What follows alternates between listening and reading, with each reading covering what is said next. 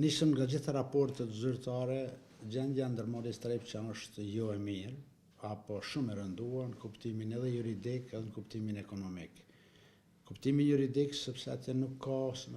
lëvizje më juridike sa i përket çështjes së përmirësimit të aspektit juridik të ndërmarrjes dhe nuk është lëvizur më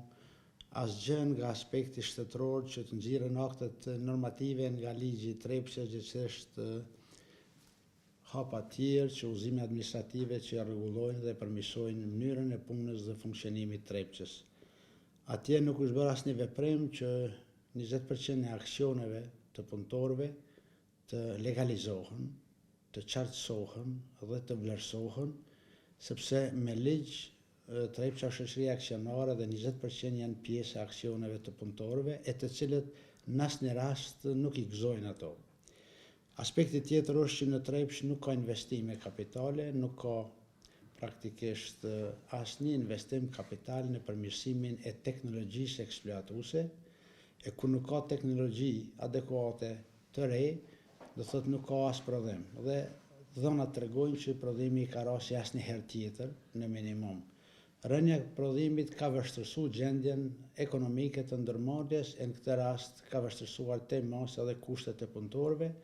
kur i shtojmë kësaj mënyrën jo të mirë menaxheriale që ekipet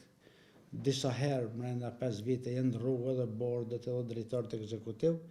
atje kemi pasur një kohë ku janë bërë eksperimente me nivelet menaxheriale. Të gjitha këto paragullësi dhe shkelje mbi supe po i bajnë një pjesë e minatorëve që edhe punojnë, edhe nuk paguhen sa duhet e si duhet, po mbi gjitha janë të ekspozuar rreziqeve të mbrojtjes dhe sigurisë në punë dhe janë të ekspozuar presioneve politike, duke e pasur parasysh që tashmë ka dhëna dhe shihni edhe në media që pothuajse në mënyrë permanente vetëm të informacionit që kemi, largimin i punëtorit nga puna apo lëndimi i punëtorëve nga puna e kështu me radhë. Këto veprime të gjitha e kanë vështirësuar gjendjen e përgjithshme edhe sociale të minatorëve. Partia në pushtet menaxhon me ndërmarrjen Trepça. Ministria e Zhvillimit Ekonomik dhe Njësia për Menaxhimin e Ndërmarrjeve Publike pranë kësaj ministrie është linja direkte, ose hierarkia direkte juridike e menaxhimit të ndërmarrjes Trepça.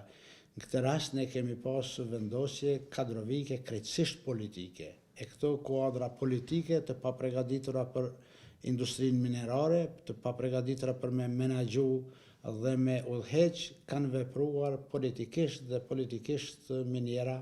nuk ka arritur që të rezultojë me rezultat pozitiv. Në këtë rast, presionet politike, sidomos mbi ekipin menaxhues profesional, inxhinierik dhe punëtorët në minier ka qenë jashtëzakonisht i madh viteve të fundit. Jo, nuk ka asnjë parametër pozitiv, fatkeqësisht, asnjë parametër pozitiv dhe Trepça sot nuk arrin që t'i përmbush financiarisht as pagat e punëtorëve. Pra në esencë ka 10 milion euro, përmbaruesit janë duke operuar me dinamik, në anën tjetër këtë ato që kanë realizuar një pjesë e subvencioneve të qeverisë, pra një aspekt tjetër, Trepça po mirëmbahet nga taksat e qytetarëve, ndërsa shteti tash 6 vite nuk ka marrë asnjë cent të hyrë nga një ndërmarrje ekonomike minerare që do duhej realisht të thisim mjete financiare. Fatkeqësisht një pjesë e punëtorëve nuk kanë marrë as çështjen e pjesëve tjera që u takojnë, tash ka probleme të mëdha me çështjen e meditjeve të parregullta dhe shumë gjëra tjera, por që realisht edhe siguria e atyre ka qenë diskutabile dhe tash nuk e di në momentin e fundit çka kanë bërë, por që në situatën e përgjithshme Trepça është edhe ekonomikisht jo rentabile, nuk prodhon, nuk mund t'i përmbush obligimet, maksimumi i tyre shpenzimet fikse me i mirëmbajtje një pjesë të tyre, por jashtëzakonisht është çdo delikate. Linjat e prodhimit kanë rënë në minimum, humbishte të reja nuk ka, investime të reja nuk ka, dhe kur s'ka prodhim, s'ka eksport, s'ka të hyra. Pra është keq menaxhim që do duhet dikush t'jap llogari për gjithë këtë situatë dhe për humbjet milionëshe që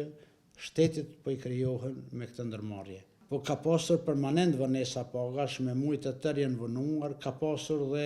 ende ka do thotë që një pjesë e trustit nuk është paguar punëtorëve, nuk janë paguar sigurimet shëndetësore një disa reporte apo njësive caktuara, kështu që në qitë relacion do thotë domi ka qenë permanent dhe është permanent. E vetmja gjë që ka qenë është do thotë vendosja e strukturave politike dhe punësimet partijake politike. Tash me këtë situatë ekonomike globale, Trepça do duhej të ishte e gatshme për linjat fuqishme prodhimit, sepse tregjet e kërkojnë lëndën e parë që ka Trepça, apo e kërkojnë edhe prodhimin final eventual nëse do të arrinim që të finalizonin prodhimet finale, pra tregu i metaleve është në krizë për shkak të luftave në Ukrainë e në Iran, por që ne nuk jemi në asnjë nivel afër që të përmbushim këto kërkesa të tregut global me produktet dhe resurset që kemi ne. Dhe këtë punë duhet një menaxhment i mirëfillt, një politikë qeveritare e mirëfillt, një fond për rimkëmbje urgjent, po mbi gjitha duhet një ekip menaxhues profesional që gjitha këto fonde dhe gjithë këtë planifikim që do duhet ta kemi ekipin implementues profesional asesi politik. Pastaj gjithsesi do të ishte situatë tjetër.